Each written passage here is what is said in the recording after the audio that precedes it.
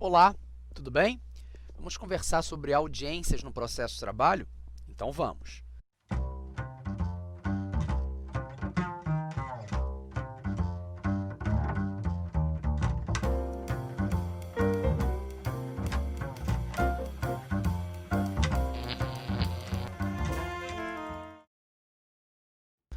No processo de trabalho, a audiência é o ato processual de maior relevância, uma vez que a maioria dos atos processuais ocorrem neste momento.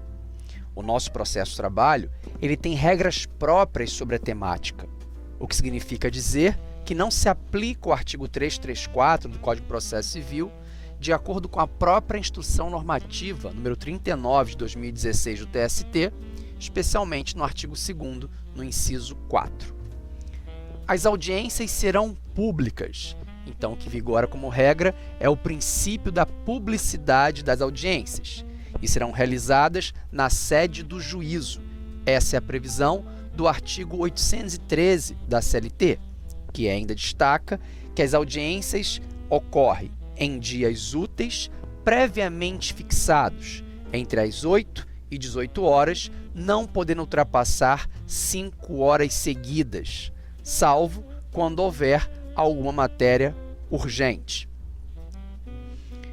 Em casos especiais, também poderá ser designado outro local para realização de uma audiência, mediante um edital afixado na sede do juízo ou tribunal, mas sempre com antecedência mínima de 24 horas.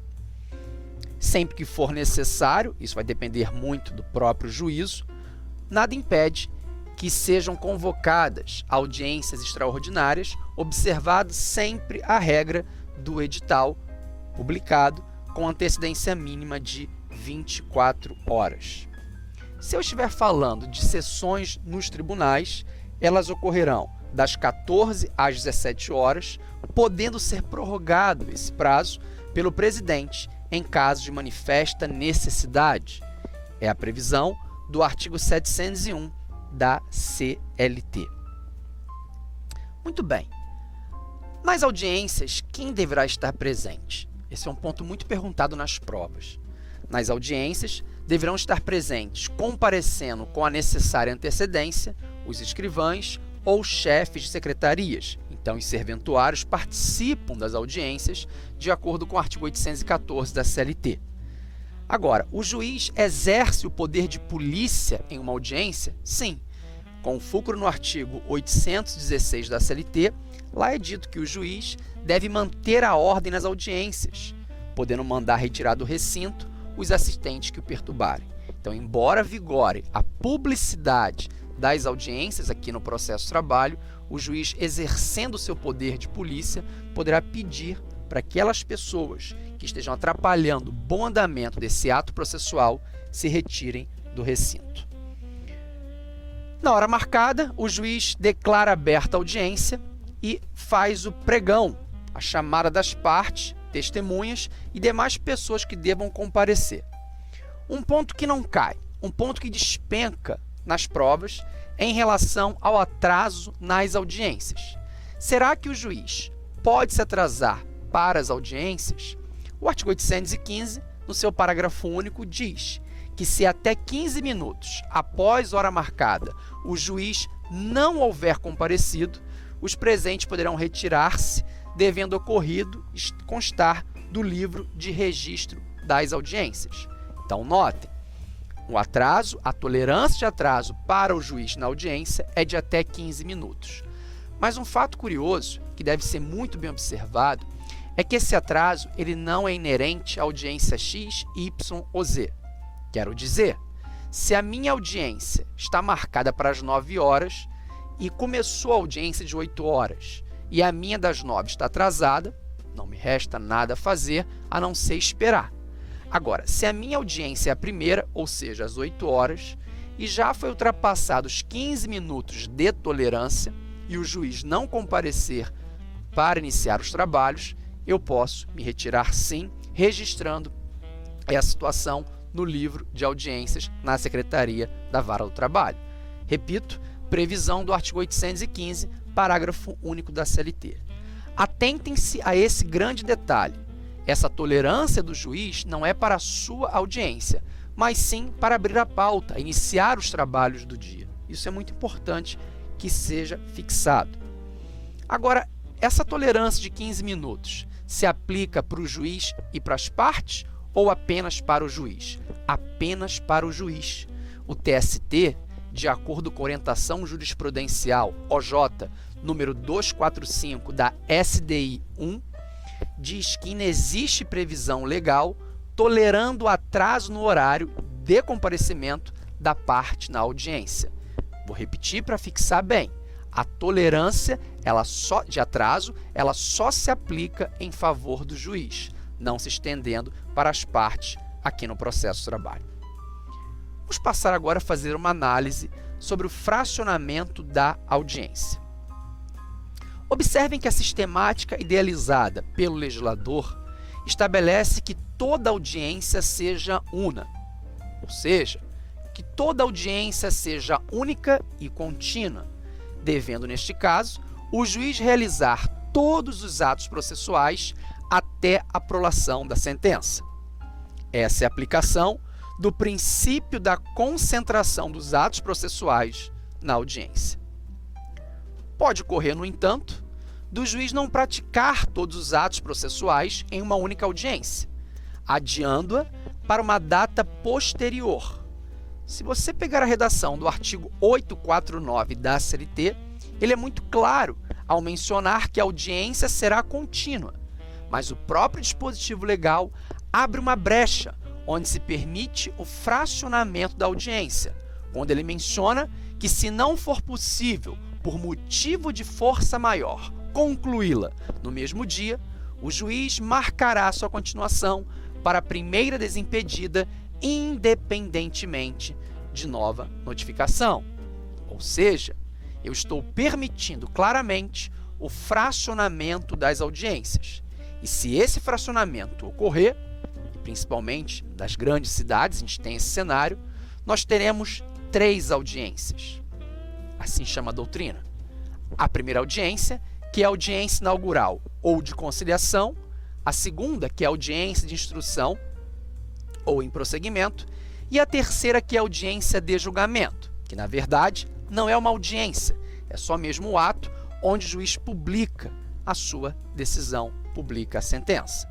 Então, repetindo, a audiência inaugural ou de conciliação, a audiência de instrução ou em prosseguimento e a audiência de julgamento. Essa audiência inaugural, ela se marca, ela se caracteriza porque lá vai ocorrer a primeira proposta conciliatória. E não sendo aceita a conciliação, apresenta-se então a defesa. A audiência de instrução ou em prosseguimento é a audiência onde ocorre a colheita das provas.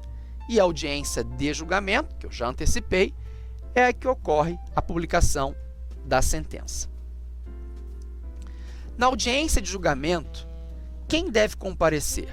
Quem deve comparecer no processo de trabalho são as partes. Tanto o reclamante quanto o reclamado devem comparecer à audiência independentemente do comparecimento de seus representantes. Até porque, aqui no processo de trabalho, você sabe, mas não custa lembrar, vigora o princípio do ius postulante. As partes podem comparecer sem advogado e acompanhar as suas reclamações até o final. Agora nós temos aqui exceções. De acordo com o artigo 843 da CLT, se eu estiver diante de uma reclamatória plurima, que é um litisconsórcio ativo, ou nas ações de cumprimento, reclamatória plurima, ou ações de cumprimento, os empregados, nesse caso, poderão fazer-se representar pelo sindicato de sua categoria. Em relação ao empregador, ora reclamado, também deverá comparecer à audiência independentemente do seu representante. Agora, para o empregador, é facultado fazer-se substituir neste ato processual pelo gerente ou qualquer outro preposto. Mas atenção, esse gerente ou qualquer outro preposto tem que ter conhecimento dos fatos. Ele não é obrigado a ter presenciado os fatos, claro que não, mas ter conhecimento dos fatos torna-se necessário. Lembrando ainda que todas as declarações do preposto ou do gerente, que substitui o empregador nesse ato processual, vão obrigar o proponente.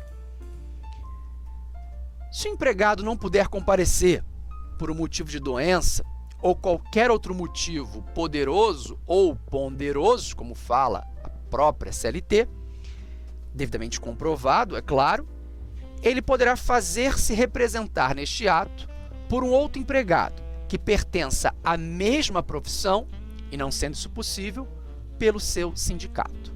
Atentem-se que o texto da consolidação ele não exige que seja o mesmo empregado da mesma empresa.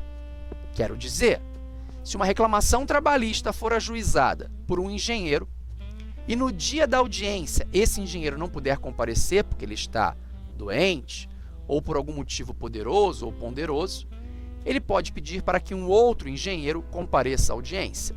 Não precisa, repito, ser um outro engenheiro da mesma empresa, apenas exigir o texto consolidado da mesma profissão. E se esse engenheiro não puder comparecer, nada impede que o sindicato represente este empregado. Renzetti, esse outro empregado, ou esse sindicato, comparece em audiência para quê? Para fazer um acordo? Para desistir da ação? Não. Eles vão apenas lá para dar um recado. Eu chamo eles de garotos de recado nesse momento. Eles comparecem apenas à audiência para evitar o arquivamento. Porque você já sabe, mas não custa lembrar, que se o reclamante não comparecer à audiência inaugural ou de conciliação, acarretará o arquivamento. Em relação ao preposto, nós temos uma novidade, hoje não tão novidade, inserida pela reforma trabalhista. O preposto, ele não precisa ser empregado da parte reclamada. Nós tínhamos essa exigência antes da Lei 13.467 de 2017, que é a nossa famosa reforma trabalhista, mas agora não mais, estando muito expresso que o preposto não precisa mais ser empregado da reclamada. Fazendo um checklist, então, em relação à representação das partes em audiência, nós sabemos que a representação do empregado pode ser feita pelo sindicato nas reclamatórias plurimas e nas ações de cumprimento. A representação do empregado pode ocorrer por outro empregado também que pertença à mesma profissão ou não sendo possível pelo seu sindicato. A representação do empregador vai ocorrer pelo gerente ou preposto. Muito bem. A gente agora precisa conversar um pouco, e aqui é um ponto eu acho que crucial dessa temática que é tão importante e tão cobrada em prova, que envolve o não comparecimento. O artigo 844 da CLT diz que o não comparecimento do reclamante à audiência importa no arquivamento da reclamação e o não comparecimento do reclamado importa em revelia e do seu principal efeito, que é a confissão quanto à matéria de fato, a chamada confissão ficta.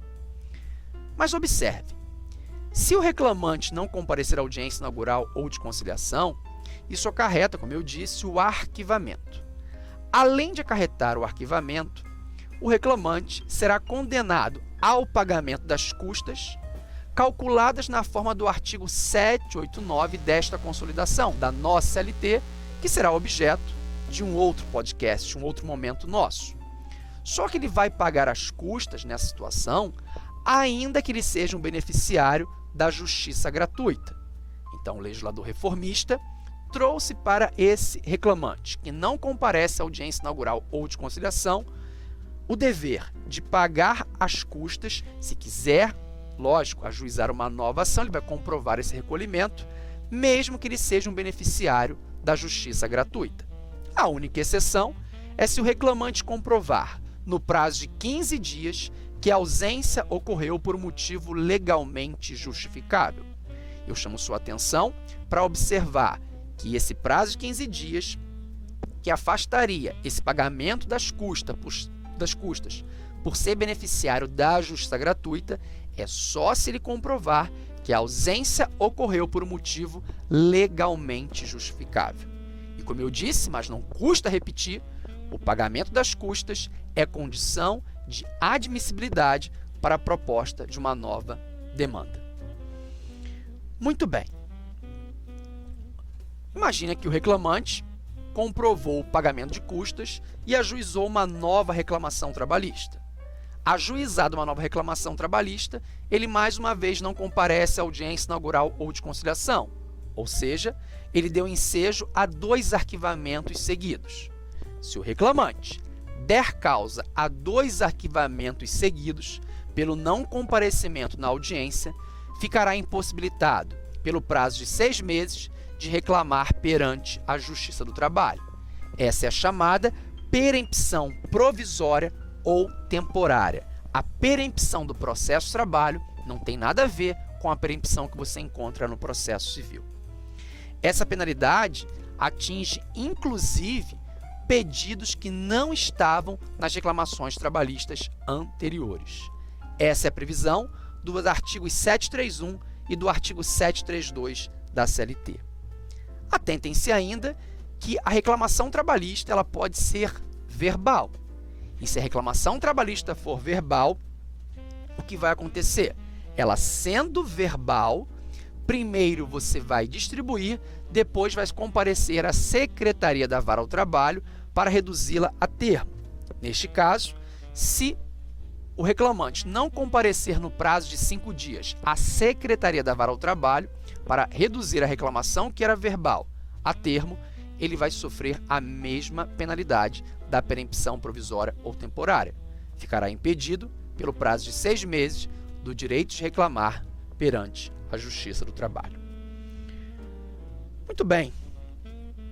Fique ligado também que se a audiência for adiada depois de apresentada a contestação, o não comparecimento do reclamante na audiência de instrução ou em prosseguimento não vai dar origem ao arquivamento. O arquivamento é o não comparecimento do reclamante à audiência inaugural ou de conciliação.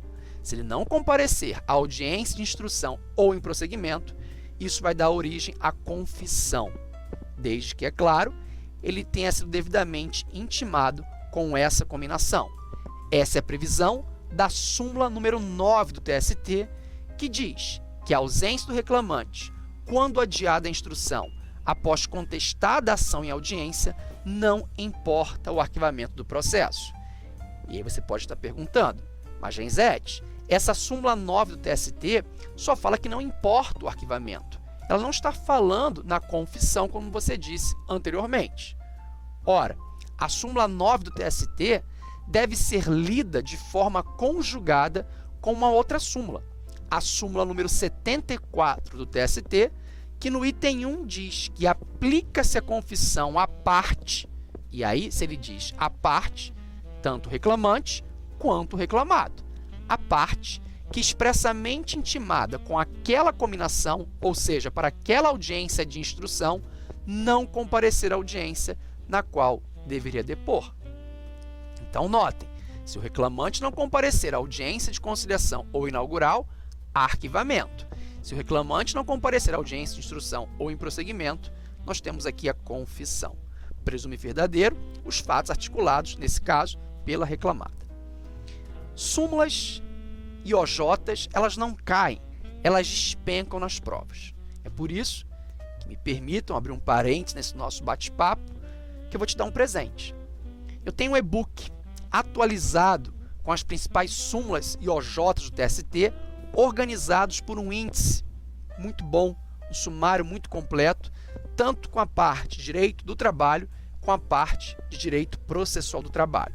Para que você tenha acesso a esse material, a esse e-book gratuito, sugiro que você entre no meu site. Vai lá em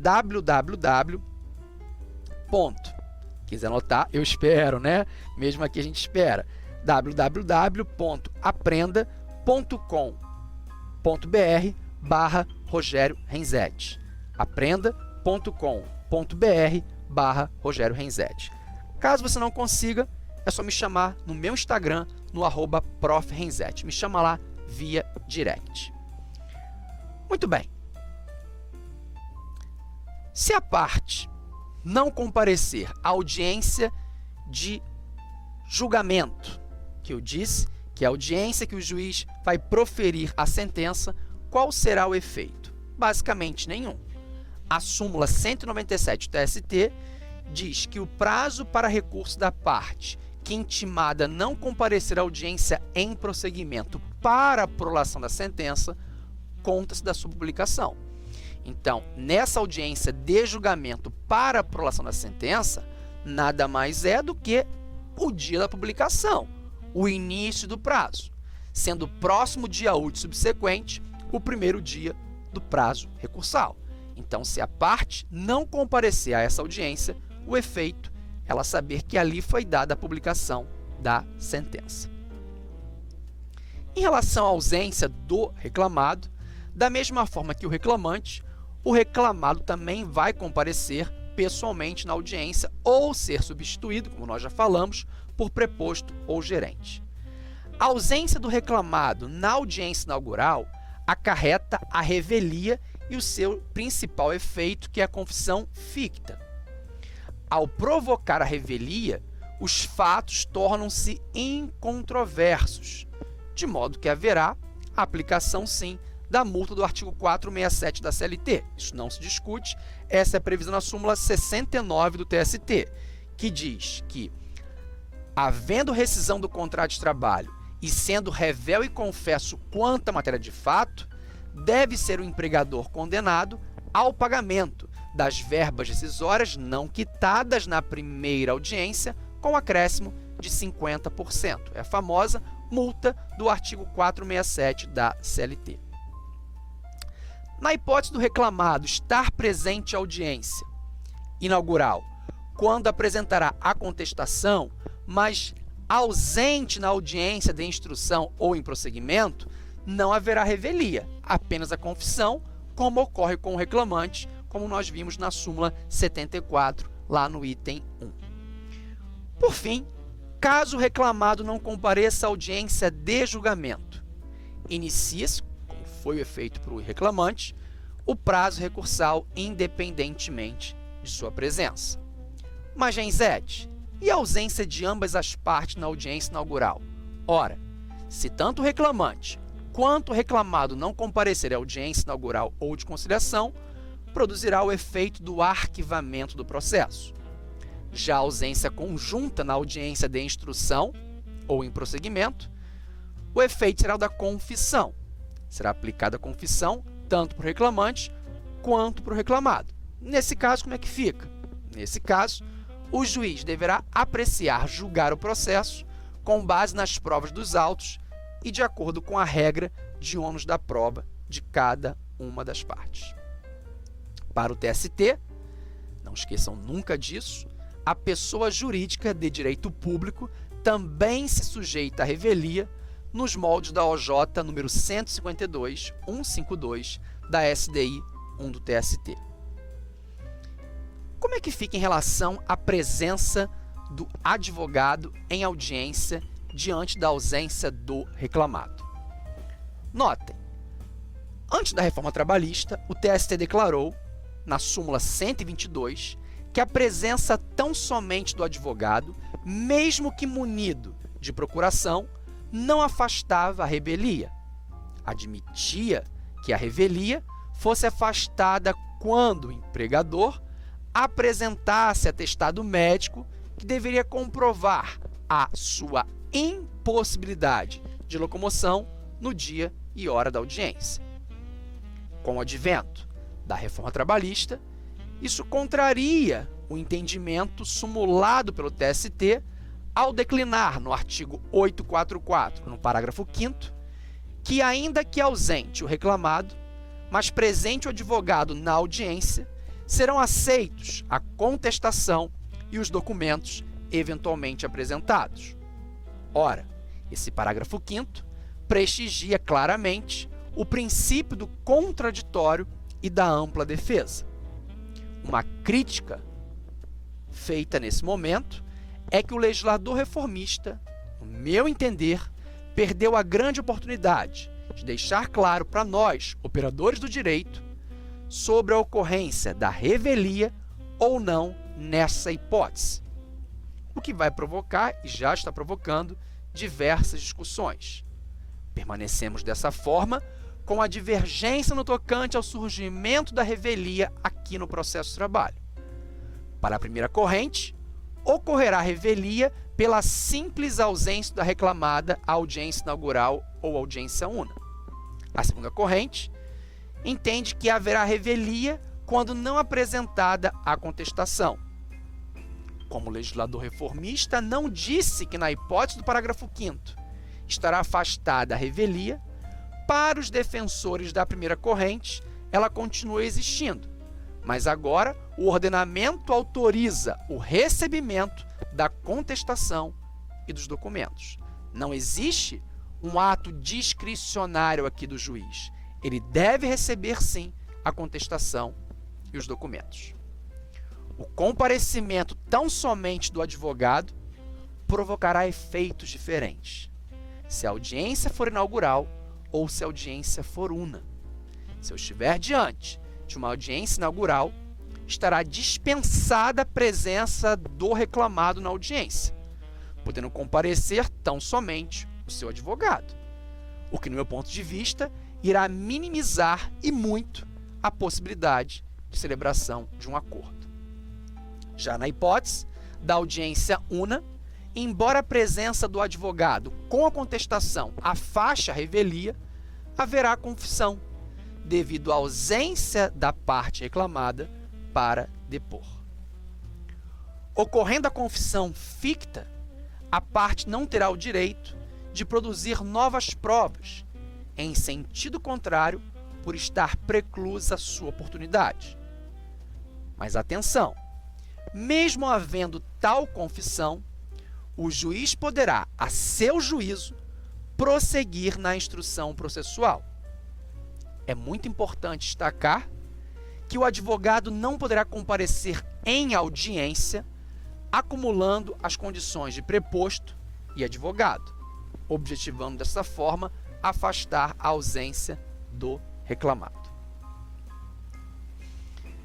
O artigo 844, parágrafo 1º da CLT, ainda menciona que, ocorrendo motivo relevante, poderá o juiz suspender o julgamento, designando uma nova audiência. Ora, essa hipótese trata-se, na verdade, de suspensão da audiência e não do julgamento propriamente dito. Fazendo um checklist, se o reclamante não comparecer à audiência inaugural, o efeito será o arquivamento mais o pagamento de custas. Se o reclamante não comparecer à audiência de instrução, o efeito será de confissão. Se o reclamante não comparecer à audiência de julgamento, inicia-se o prazo recursal. Se o reclamado não comparecer à audiência inaugural ou de conciliação, o efeito será da revelia mais a confissão.